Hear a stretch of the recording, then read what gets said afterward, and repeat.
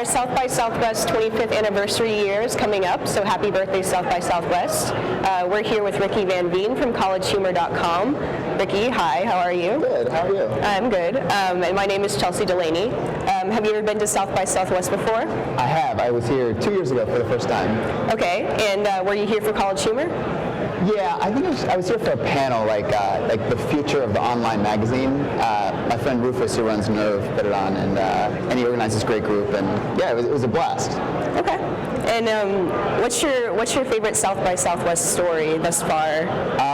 It would have to be, we came here 2 years ago, like I said, and we were at the bar at the Driscoll Hotel.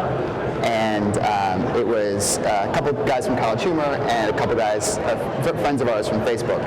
And for those of you who have never been to the Driscoll Hotel, it's like this old kind of like very ritzy. Very ritzy. Yes. Like a lot of like rawhide, is that the word? Like yes. These like kind of like heads of animals on the wall. And so it's a very like Texas gentleman place. And so, we're like a bunch of East Coast and Silicon Valley like dweebs. And we're like, what do we do? Like we want to feel like we're like Texas gentlemen. What would a Texas gentleman order?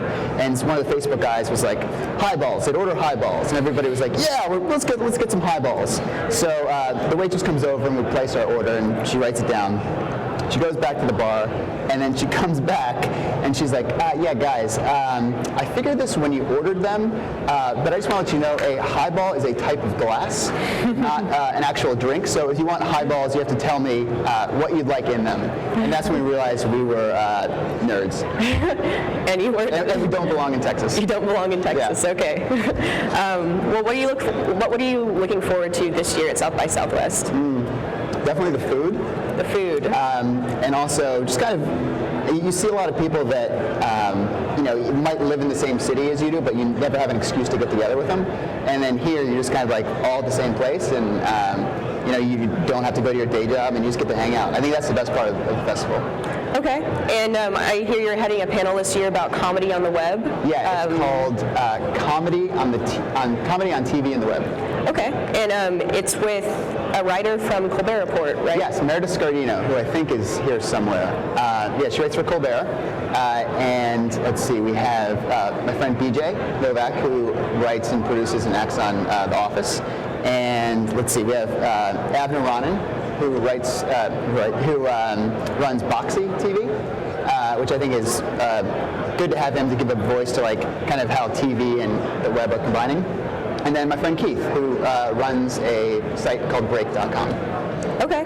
And so can you kind of like preface that panel a little bit? I know it's coming up in an hour. So the reason that I thought it would be good to bring comedy together on a panel that talks about the future of web and TV is because I think, in generations past, this is my big thesis, that in generations past we've seen porn be the driver of video consumption technology. Right. Like, you had like Betamax and, VHS, and those were driven by the porn industry. But I think recently that's pretty much changed, and we have comedy being that driver. Like you have, the top podcast is a comedy podcast, I believe. You had YouTube. That whole technology broke because of Lazy Sunday, which is a comedy video. There's some weird noises. Anyway, that's why that's the idea behind the panel, and hopefully we won't take ourselves too seriously, and hopefully we won't also kind of be completely uninformative. Okay, great. Sounds good. And your website started as a user-generated content site, correct? Yeah, it was basically it was one of the first UGC sites, I guess they call them. And it was like a repository for like our stupid friends and ourselves who were pretty much jackasses to like put our photos and videos we'd take and our articles we'd write on this one website. And so it started at my school, which is Wake Forest, and my business partner's school, which is University of Richmond, and it grew there, and then it kind of spread virally in 2000. And then by the end of the semester, like other schools around the country had known about it, and it was kind of like the place to go for like silly college-related content. Okay, and so now you've kind of made a transition to start doing your own content. How's that going, especially now that you have a show? Yeah, so the timing of it actually worked out really well because we were acquired in 2006, and when we were acquired, we had, I guess I could say resources, but we basically had money to kind of think long term about the business. It wasn't just like anything we spend wasn't coming out of our own pockets. And at that point, we realized, okay, we need to invest in original content because you had these sites like Google Video, MySpace TV, YouTube, and user-generated content was becoming ubiquitous. And you can't compete anymore just being an aggregator because YouTube does it well already. Right. And you're not gonna compete with YouTube on that front. So yeah, we started developing our own content about 2 years ago. We have our own in-house production team with directors and DPs and editors and all that stuff. And yeah, it's been driving our traffic. So I don't know what would have happened if we wouldn't have done that. Okay.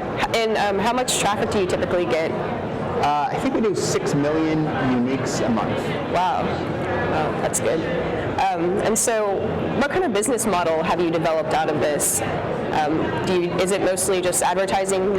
Yeah, it's mostly advertising driven, like people putting like bumpers and post rolls on videos and like pre-rolls and then like display advertising. But now it's kind of, now the focus of the business is kind of changing because we've had brands come to us and say like, you guys know how to make viral videos, will you make a viral video for us? And like, we don't need an ad buy this time. And so we've kind of involuntarily became like a branded content production company. That's cool. And so I think that might be like a big part of the future of the business. I see. Well, I have a question for you. Okay. I understand that you own a patent for the foam shocker. The giant foam shocker? Yeah. You've done your research. Yes, that's the true. foam shocker hand. Yeah. So can you tell us a little bit about how that happened and why? Yes. This was in 2004.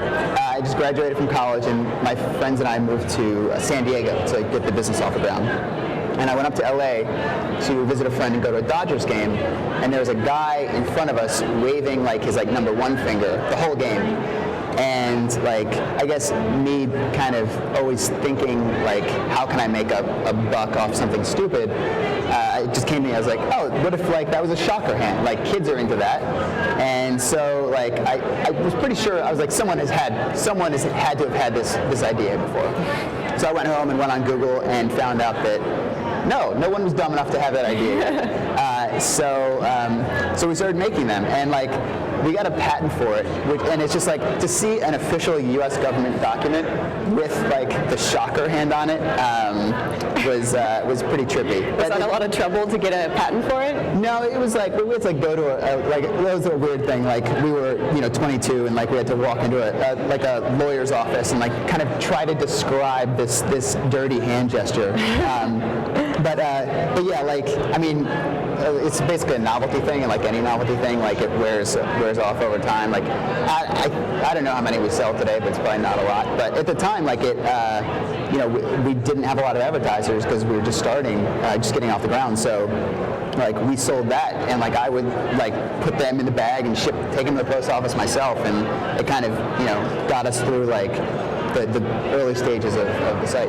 Yeah, so that in itself was kind of your preliminary business model. Yeah, we had a t-shirt site called Busted Tees. Oh, right, yeah. And that was a big part in kind of becoming our own advertiser and bringing in revenue.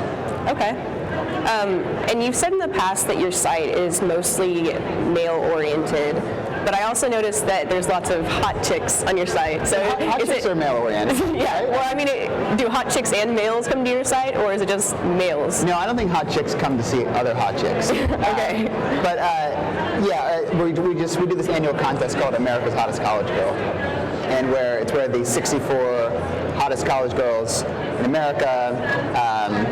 It's like an NCAA bracket until we crown the winner, and she wins last year she won $10,000, and then we throw a party for her. And believe it or not, guys love to watch that, to participate in that contest, and they have fantasy brackets of who will win, and Yeah, that's it's one of our most popular features. It is. Okay. And so you've compared yourself to The Onion in the past. I mean, is that your main competitor, would you say, online? Are you looking at other I mean, like I'm not exactly sure in what context they did. Like The Onion is fantastic. I read The Onion all the time, and the president Sean is a good friend, and we share a summer house. But I think The Onion and College Humor are kind of two different models, where The Onion has their type of video content, which is like The Onion News Network, which they do brilliantly, and we do more like kind of like sketch-based shows and like one-offs, and so it's different content. I think it's also a different audience. I think the Onion audience is like maybe a little like older and more cosmopolitan than ours, and ours is more like younger and more like just like average American guys. Yeah. Okay. And excuse me. Yeah. So let's see. What site or what part of the site do you think is the most popular? Our original videos. The original videos. Yeah. Okay. Yeah. Ever since we kind of like really kind of figured out this model for how to make like viral content within the past year or so, and ever since then, like when we see a video and it's like edited, most of the time we can say like this is going to be a hit or this isn't.